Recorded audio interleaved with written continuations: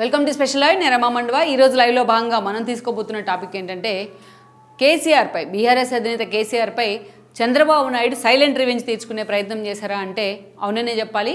ఎందుకంటే చంద్రబాబు నాయుడు మొన్నటి ఎన్నికల్లో 2024 ఎన్నికల్లో అటు కూటమి రూపంలో బీజేపీ జనసేనలు కలుపుకొని ఒక కూటమి రూపంలో ఆయన ఎన్నికలకు వెళ్ళున్నారు. జగన్మోహన్ రెడ్డి సోలోగా పెర్ఫామ్ చేస్తున్నారు. అయితే ఈ క్రమంలోనే ఈరోజు కూటమి ఒక ఘన విజయాన్ని సాధించి చంద్రబాబు నాయుడు సీఎంగా కూడా ప్రమాణ స్వీకారం చేస్తున్నారు. ఇలాంటి పరిస్థితుల్లో ఈ రోజున కేసీఆర్ మాత్రం అటువైపు ఎమ్మెల్యే ఎన్నికల్లోనే అంటే అసెంబ్లీ ఎన్నికల ఫలితాల్లోనే నిజంగానే టీఆర్ఎస్ ఒక డిజాస్టర్గా మిగిలింది. రేవంత్ రెడ్డి ఎంతో జూనియర్ కేసీఆర్ కంటే కూడా అటు రాజకీయాల్లో కావచ్చు, ఇటు మిగతా అంశాల్లో కావచ్చు. అలాంటి రేవంత్ రెడ్డి చేతిలోని కేసీఆర్ మొన్న ఓటమి పాలయ్యారు.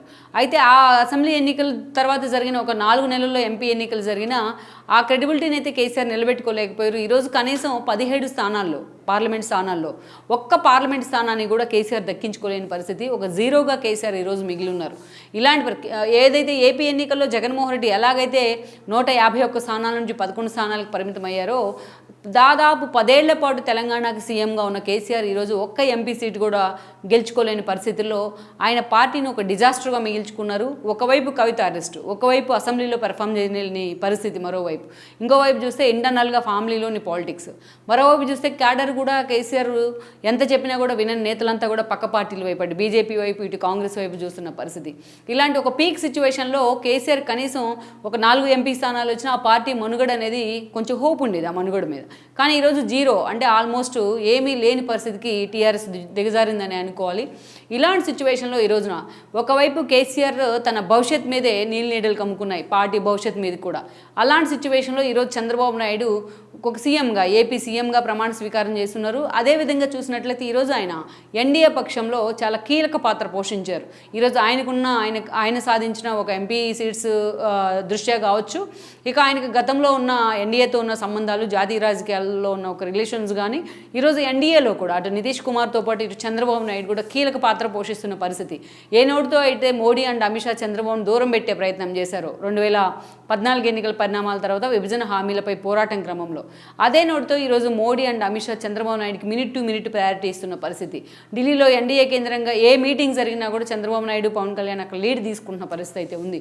అలా ఈరోజు చంద్రబాబు నాయుడు తాను ఓడిన చోటే తలెత్తుకుని నిలబడి ఈరోజు జాతీయ రాజకీయాలను శాసించే పరిస్థితికి వచ్చారనేది వాస్తవం. అటు నేషనల్ మీడియా దగ్గర నుంచి ఈరోజు ఇంటర్నేషనల్ మీడియా కూడా చంద్రబాబుకు సంబంధించి ఆయన సీఎంగా గతంలో ఆయన చేసిన అభివృద్ధి పనులకు సంబంధించి ఆయన కీర్తిస్తూ కూడా ఆర్టికల్స్ ప్రచురిస్తున్న పరిస్థితి అయితే ఉంది. సో ఇదంతా ఒక ఎత్తు అయితే ఈ రోజున పూర్తిగా మనం చూసినట్లయితే కేసీఆర్ మీద చంద్రబాబు నాయుడు సైలెంట్ రివెంజ్ తీర్చుకున్నారా అన్న చర్చ జరుగుతోంది. అది ఎలా అంటే ఆ మాట రావడానికి కూడా కొన్ని కారణాలు ఉన్నాయి. అది ఎలాగో మనం చెప్పుకునే ప్రయత్నం చేద్దాం. అసలు కేసీఆర్ మీద రివెంజ్ తీర్చుకోవాల్సిన పరిస్థితి చంద్రబాబు నాయుడుకి ఎందుకు వచ్చింది అనేది కూడా మనం ఇక్కడ డిస్కస్ చేసే ప్రయత్నం చేద్దాం. గతంలో మనం చూసినట్లయితే అసలు కేసీఆర్ రాజకీయ పుట్టికే టీడీపీ నుంచి స్టార్ట్ అయింది. ఎన్టీఆర్ హయాం నుంచి కూడా ఆ ఎన్టీఆర్ స్ఫూర్తితోనే తన రాజకీయాల్లోకి వచ్చాయన్నమాట ఆయనే ఎన్నోసార్లు ఆయన నోట్లోంచి చెప్పడం జరిగింది. ఇక చంద్రబాబు నాయుడు చేతుల్లోకి పార్టీ వచ్చిన తర్వాత కూడా కేసీఆర్కి ప్రాముఖ్యత లభించింది. మంత్రి పదవుల దగ్గర నుంచి అనేక జిల్లాలకు ఇన్ఛార్జి మంత్రిగా కూడా. ఆ తర్వాత మనం చూస్తే పర్టికులర్లీ ఒక దశలో 2004 కంటే ముందుగా కూడా చంద్రబాబు నాయుడు తనకు స్పీకర్ పదవి ఇచ్చారంటూ ఆయన్ని డినై చేస్తూ కేసీఆర్ పార్టీ నుంచి బయటకు వచ్చే ప్రయత్నం చేశారు. ఈ క్రమంలోనే టీఆర్ఎస్ ఆవిర్భావం జరిగింది. అది ఒక ఉద్యమ పార్టీగా దాని ప్రస్థానం స్టార్ట్ అయిందని అనుకోవాలి టీఆర్ఎస్గా. ఆ తర్వాత రోజుల్లో రాజకీయ పార్టీగా రూపాంతరం చెందింది. తెలంగాణ వేదిక మీద టీఆర్ఎస్ ప్రస్థానమే ఒక డిఫరెంట్ కాన్సిక్వెన్స్లో స్టార్ట్ అయిందని మనం అనుకోవాలి. సో అలాంటి సిచ్యువేషన్ నుంచి ఆ తర్వాత రోజుల్లో కూడా కేసీఆర్ ఎన్నోసార్లు పదవుల పేరుతో త్యాగాలు కానీ తెలంగాణ పేరుతో హడావిడి చేస్తూ వచ్చారు. ఇక ఒక దశలో తాను వ్యతిరేకించి వచ్చిన టీడీపీతోని పొత్తులు పెట్టుకున్నారు 9 ఎన్నికల్లో. 2004లో రాజశేఖర రెడ్డి లాంటి వాళ్ళతో కూడా పొత్తులు పెట్టుకున్నారు కాంగ్రెస్తో. అలాగా ప్రత్యేకించి కేసీఆర్ ప్రస్థానం అయితే మాత్రం ఒడిదుడుకుల మధ్య సాగుతూ వచ్చినప్పటికీ స్టార్టింగ్, బట్ తెలంగాణ పేరుతో మాత్రం ఒక స్ట్రాంగ్ బేస్ అయితే ఏర్పాటు చేసుకున్నారు టీఆర్ఎస్కి. ఇక 2009 తర్వాత వైఎస్ రాజశేఖర రెడ్డి రెండోసారి ముఖ్యమంత్రి అయిన తర్వాత ఆయన చనిపోయిన పరిస్థితుల్లో ఆ రోజున పూర్తి స్థాయిలో తెలంగాణ ఉద్యమం మీద కేసీఆర్ ఫోకస్ పెట్టారు. ఈ క్రమంలోనే తెలంగాణ ఉద్యమానికి అందరూ కూడా పార్టీలకు అతీతంగా అందరూ కలిసి వచ్చున్నారు. స్టూడెంట్స్ కూడా ఆత్మ బలిదానాల పేరుతోని ఆ రోజున తెలంగాణ రాష్ట్రం నిజంగానే ఉలిక్కిపడింది. ఇలాంటి సిచ్యువేషన్లో ఆ రోజు సమైక్యాంధ్రాన్ని విడగొట్టక తప్పని పరిస్థితి కూడా సోనియాకి ఎదురైంది. ఈ ఫలితమే ఆ రోజు కాంగ్రెస్ ఇనిషియేషన్తో ఆ రోజు తెలంగాణ ఏర్పడింది అన్నది వాస్తవం. అయితే ఆ తెలంగాణ తన వల్ల ఏర్పడింది. తాను తెలంగాణకి జాతిపిత అంటూ కూడా కేసీఆర్ తనకు ఒక మార్కు, ఒక ఐడెంటిటీ క్రియేట్ చేసుకోగలుగున్నారు. జనం కూడా కేసీఆర్ నమ్మారు కూడా నిజంగానే. అలాంటి సిచ్యువేషన్లో కేసీఆర్ నిజంగానే ఆ రోజు తెలంగాణ తొలి రాష్ట్రానికి సీఎం అయి ఉన్నారు. అప్పట్లో తెలంగాణ రాష్ట్రానికి కేసీఆర్ సీఎం అయితే 2014 జరిగిన ఎన్నికల్లో విభజిత ఆంధ్రప్రదేశ్కు చంద్రబాబు నాయుడు సీఎం కావడం జరిగింది. రాష్ట్రం విడిపోయింది, ఒక అనాథలా ఉంది కాబట్టి అలాంటి రాష్ట్రానికి ఒక అనుభవం ఉన్న నేత కావాలని కూడా ఏపీ ప్రజలు అనుకున్నారు, చంద్రబాబు నాయుడిని ఎన్నుకున్నారు.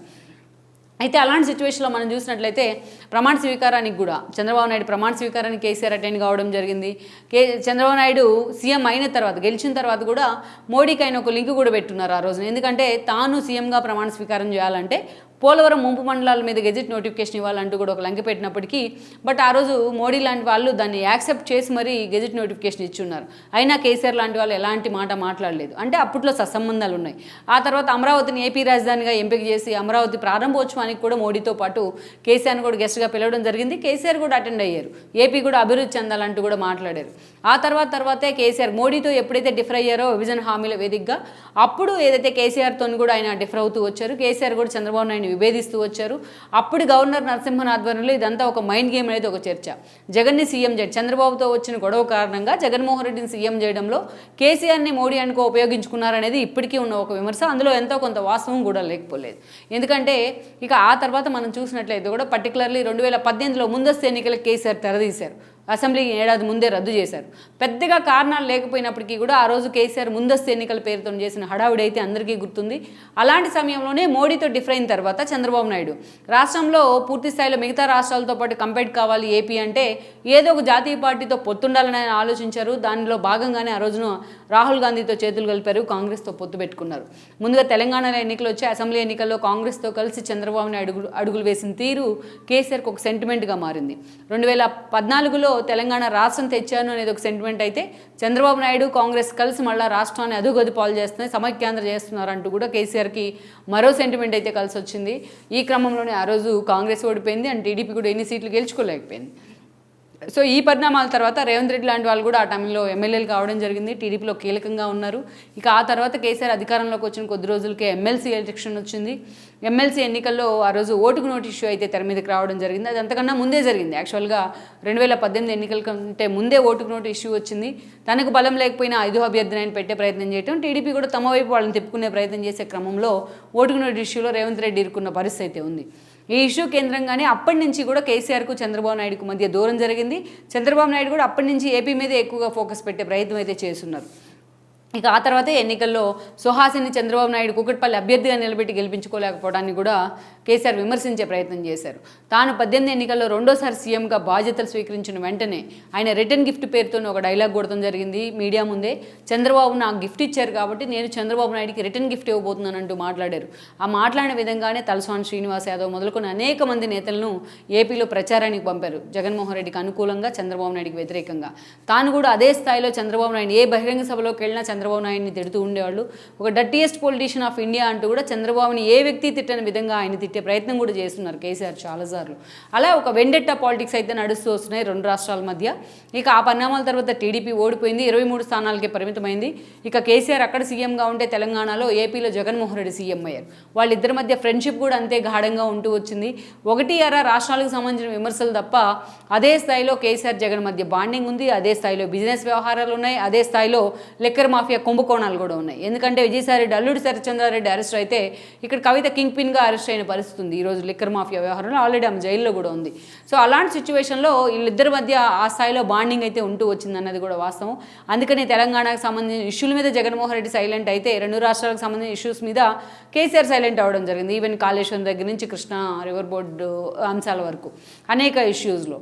సో ఆ తర్వాత మనం చూసినట్లయితే ఇక కేసీఆర్కి ఒక గడ్డు పరిస్థితి ఎప్పటి నుంచి ఎదురైంది అనుకుంటే మనం చూసినట్లయితే మునుగోడు ఉప ఎన్నికల తర్వాత కేసీఆర్ చేసిన హడావిడి కానీ, ఆ గెలుపు తర్వాత బీజేపీని టార్గెట్ చేస్తూ కేసీఆర్ చేసిన హడావిడి కానీ, అంతకంటే ముందుగా హుజూరాబాద్ ఉప ఎన్నికల్లో ఈటెల రాజేందర్కి బీజేపీ గెలిచిన తర్వాత ఏదైతే వడ్ల కొనుగోలు అంశం పేరుతో కేసీఆర్ హడావిడి చేశారు, టీఆర్ఎస్ని బీఆర్ఎస్గా మార్చారు.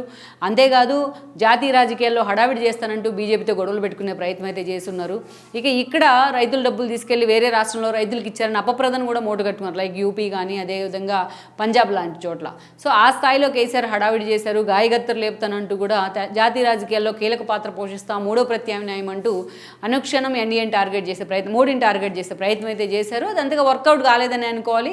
బట్ దీన్ని ఇక అదే సమయంలో కవిత లిక్కర్ మాఫియా వ్యవహారంలో ఇరుక్కున్న ఇష్యూ బయటికి రావడం, కాంగ్రెస్ మోడీ అండ్ దెన్ కేసీఆర్ ఇద్దరు కూడా ఒకటే బీజేపీ బీఆర్ఎస్ అనే నినాదాన్ని బలంగా జనంలోకి తీసుకెళ్ళింది. బట్ కేసీఆర్ ఇక అదే సమయంలో చంద్రబాబు నాయుడు అరెస్ట్ అయి ఉన్నారు. ఆ అరెస్ట్ని కూడా ఒక వ్యంగ్యంగా కేటీఆర్ మాట్లాడిన తీరు, ఒక హేళనగా కేసీఆర్ అవహేళన చేసిన తీరు, ఇవన్నీ కూడా ఇక్కడ చంద్రబాబు నాయుడు అభిమానుల్లో, టీడీపీ అభిమానుల్లో ఒక ఆవేశాన్ని అయితే కలుగు చేసి అనుకోవచ్చు. ఇక తెలంగాణలో పోటీ చేయొద్దు అసెంబ్లీ ఎన్నికల్లో చంద్రబాబు తీసుకున్న నిర్ణయం, ఆ ఓట్లన్నీ కూడా కాంగ్రెస్ వైపు పోలరైజ్ అయిన పరిస్థితి ఉంది.